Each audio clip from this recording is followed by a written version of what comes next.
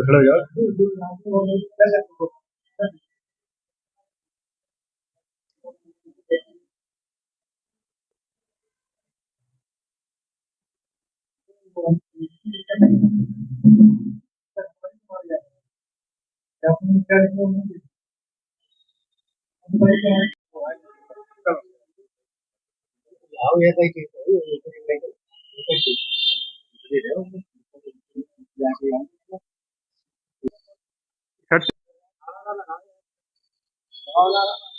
बाबा साहब हमारे, बाबा साहब हमारे।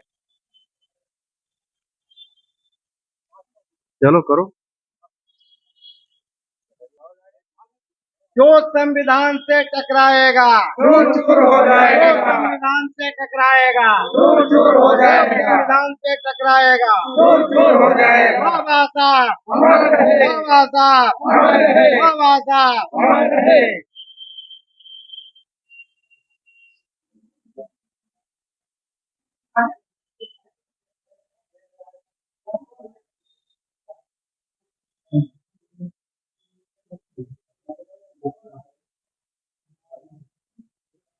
बहुत बहुत धन्यवाद आपका हमारे साथ जुड़ने के लिए।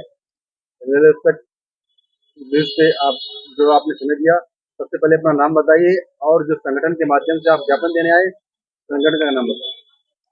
साथियों, मैं राणा प्रताप हूँ और आज बुद्धिस्ट इंटरनेशनल नेटवर्क की तरफ से ये 2 ज्ञापन दिए गए हैं, जिसमें एक जो कॉन्स्टिट्यूशन के विरोध में मनुस्मृति है जो भारत में लागू की जा रही है, इसके विरोध में हम लोगों ने एक ज्ञापन दिया है।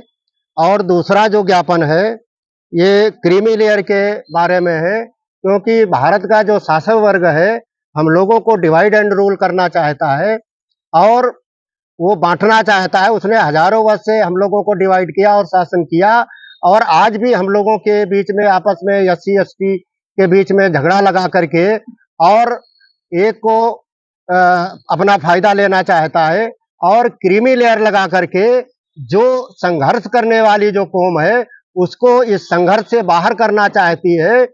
और SC ST के जो शेष तबके के लोग हैं उनको कुछ देना भी नहीं चाहते हैं। तो साथियों, इसी के बारे में हम लोगों ने आज